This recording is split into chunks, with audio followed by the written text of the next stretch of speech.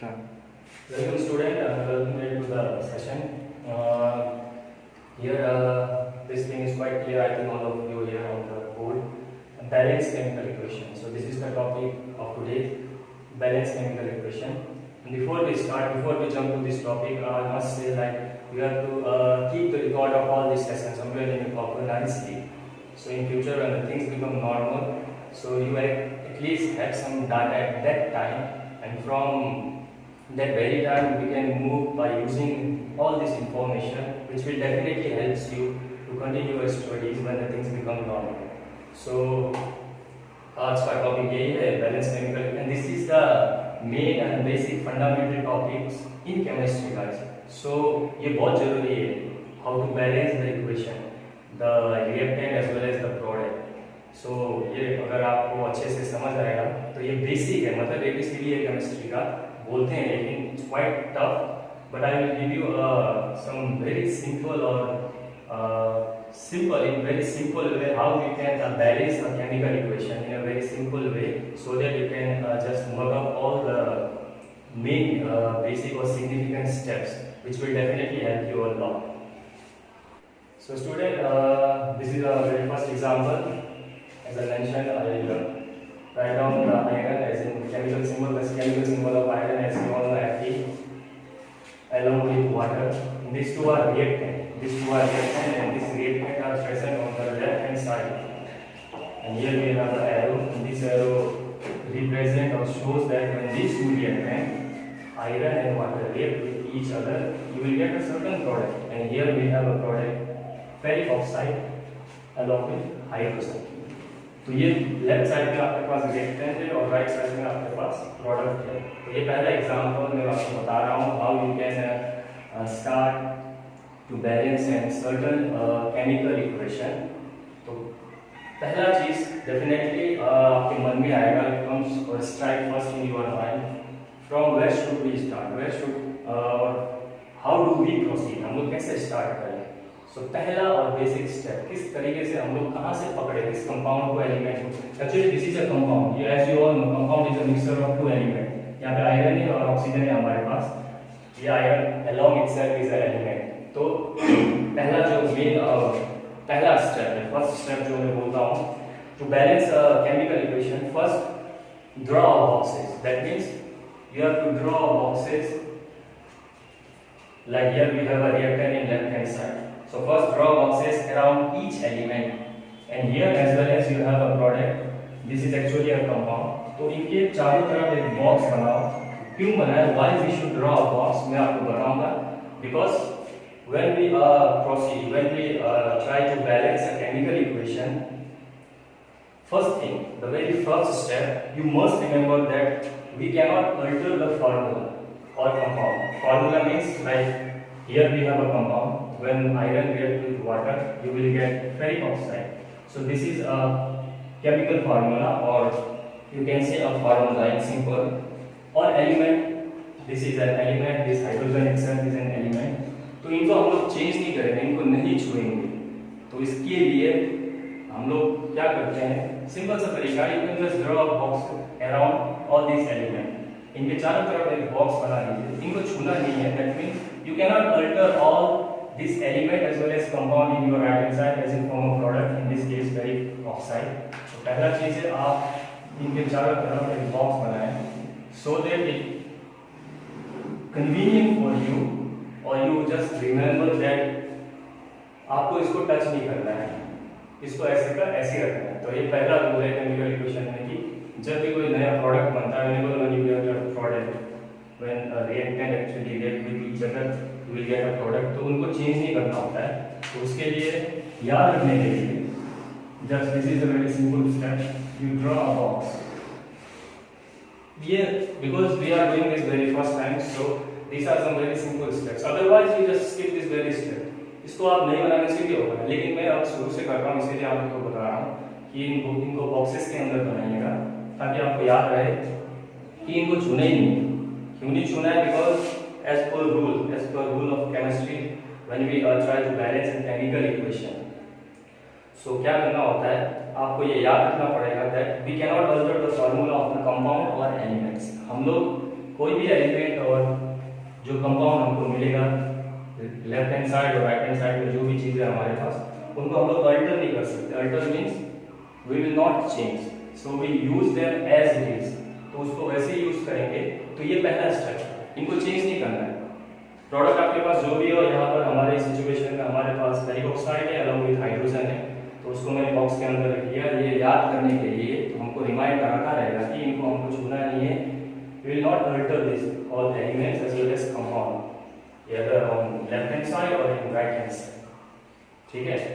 तो अब चलते हैं, स्टार्ट कैसे करें। पहला था ये, इनको बॉक्सेस में आप लोग अंदर रख लीजिए, बॉक्स के अंदर रख लीजिए। दूसरा स्टेप है आप कहाँ से स्टार्ट करें, किस चीज को पकड़े हम लोग, हाउ डू वी प्रोसीड। ये तो पहला था कि बक्सा बना दिया, ठीक है, बॉक्स कवर के अंदर, बॉक्स के अंदर रख दिया। तो शुरू करने का पहला तरीका, आपको उस कंपाउंड को या एलिमेंट को पिक करना है जिसमें मैक्सिमम नंबर ऑफ एटम आपको दिखाई दे रहा है। So you start with the compound और एलिमेंट वेयर यू गेट और where you find the maximum number of atom.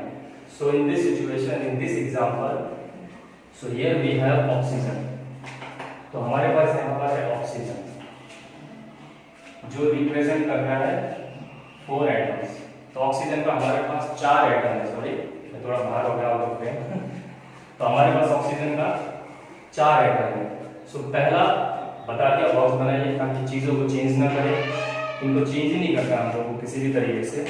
दूसरा, you are putting an element और compound where you get the maximum number of atom, जहां पर आपको ज़्यादा atom दिखेगा, दिख रहा है। As in very example oxygen, oxygen के पास 4 एटम। सो हम लोग स्टार्ट करेंगे ऑक्सीजन से। सो ये पहला लोग है जहां पर आपको ज़्यादा एटम दिखाई देता है कंपाउंड या एलिमेंट में, कहीं पर भी आपको, उसमें से आपको जिसके पास ज़्यादा नंबर ऑफ एटम से हम लोग उसको बैलेंस करने का कोशिश करेंगे। So we this is the way how we will proceed further. तो in this case, in your right hand side we have 4 atoms of oxygen, 4 atoms of oxygen in your right hand side, and here in your left hand side you have only 1 oxygen.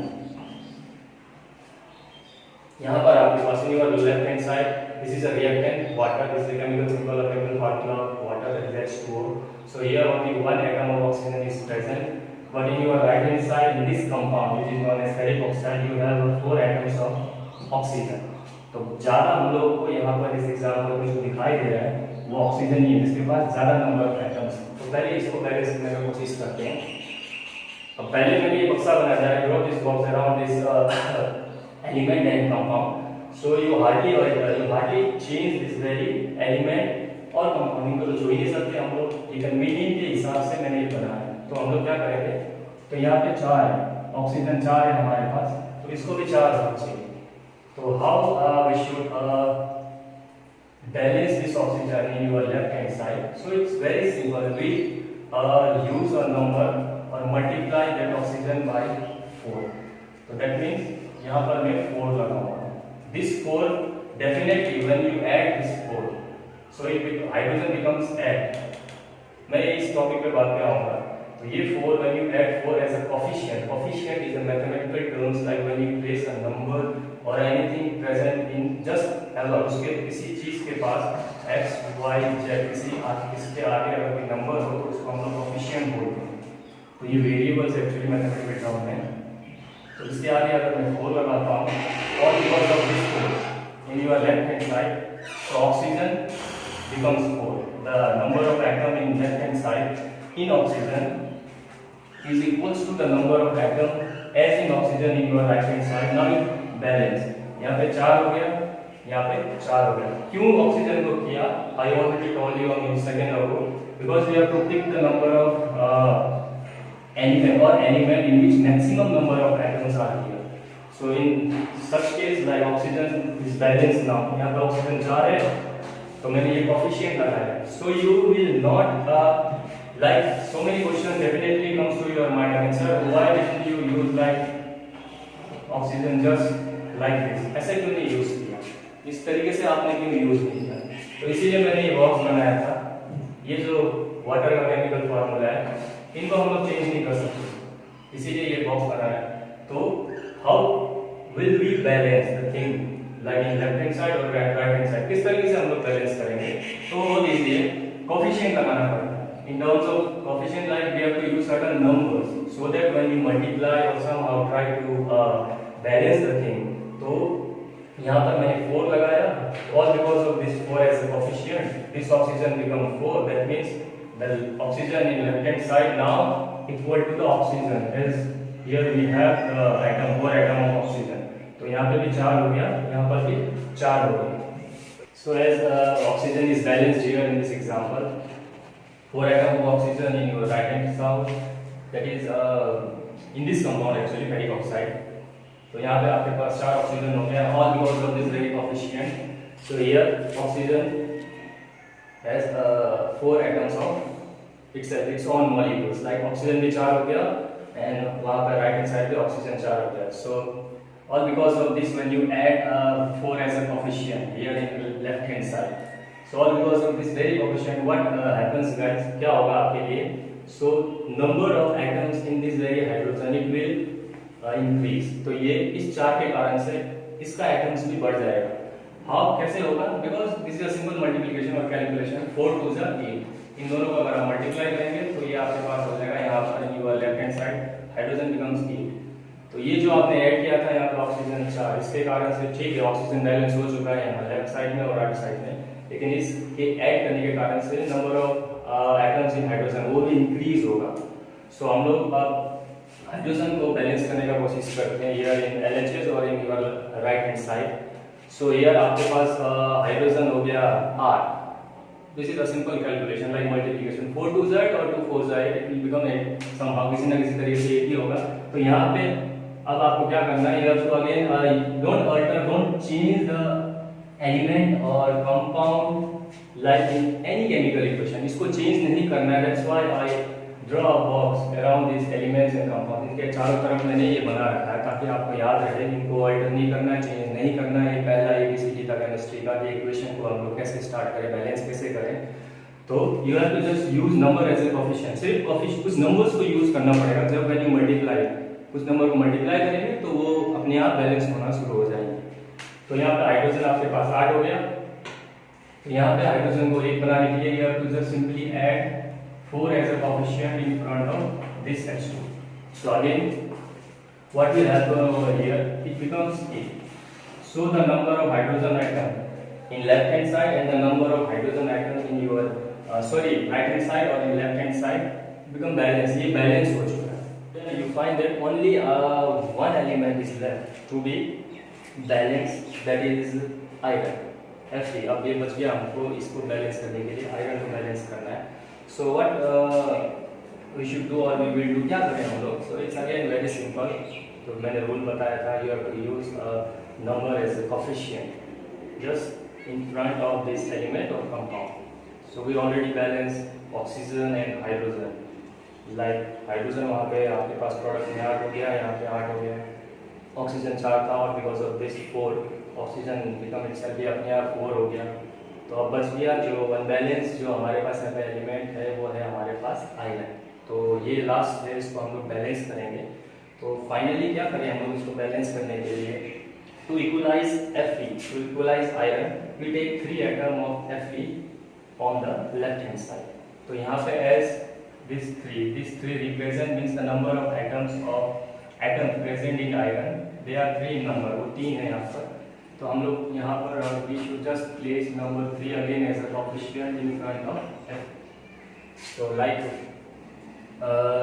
this very step, the iron balance here in left hand side as similar to this one. The iron 3 atoms are present as in this compound ferric oxide. तो यहाँ पे iron balance हो गया, 3 लगाया हमने यहाँ पर, left hand side का भी आयरन बैलेंस हो चुका है.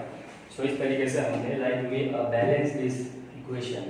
Like when iron react with water you will get ferric oxide along with hydrogen. वो सिंपल सा एक स्केलेटल केमिकल इक्वेशन था बिफोर बैलेंसिंग. बैलेंस करने से पहले जो हमने पहले पढ़ा था, किसी चीज़ को बैलेंस नहीं करते हैं किसी इक्वेशन को, वो स्केलेटल फॉर्म में होता है. तो उसको हम लोग बैलेंस करते हैं by this rule as we discussed from very few minutes ago. थोड़े हम लोग बहुत पहले से हम लोग डिस्कस कर रहे हैं. So this how you can simply or easily balance a chemical equation.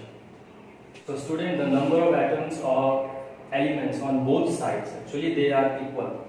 So this equation is now balanced. So now one more thing on the last step, you have to write physical state of all these element and compound. इनका physical state आपको लिखना है. They exist in which state? When this reactant react with each other, definitely any reactant when react with each other, they convert it or somehow transform into a new thing, that is a product we mentioned, जो हम लोग बोलते हैं, जिसको product बोलते हैं. तो वो किस स्टेट में प्रेजेंट रहते हैं. So this is your last step. You have to represent the element their physical state. Sorry, उनका फिजिकल स्टेट भी आपको बताना पड़ेगा. And that very thing is simply highlighted by, like if suppose any element present in gaseous form, you have to use G. Gas के लिए अगर कोई liquid form में, लिक्विड स्टेट में है, तो आपको एल यूज करना है, गैस, लिक्विड. और कोई सॉलिड फॉर्म में प्रेजेंट है, फिजिकल स्टेट अगर उसका सॉलिड है, तो you have to use S. So in this example like iron, तो आयरन इज सॉलिड, आपको जैसे पता है. So you have to write S this inside this very bracket. आपको यहाँ पे एस लिखना है. This is a simple notation to represent the physical state of element और कंपाउंड. ये लास्ट स्टेप है, ये लिखना पड़ता है.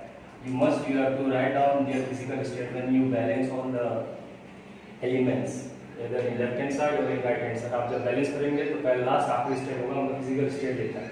And as you all know this H2O is a liquid, तो हमको यहाँ पर L यूज करना है. This is a solid, right. So you have to write S just after this very compound. वहाँ पे S लिखना है. तो ये किसका फिजिकल स्टेट S हो गया, सॉलिड फॉर्म में होता है. And hydrogen is present in gaseous form. So this alphabets like S, L, again S and G. These are simple notation to represent the physical state of element or compound. तो ये last step था जो आपको represent करना पड़ता है when you complete your equation, when you balance your whole equation at last.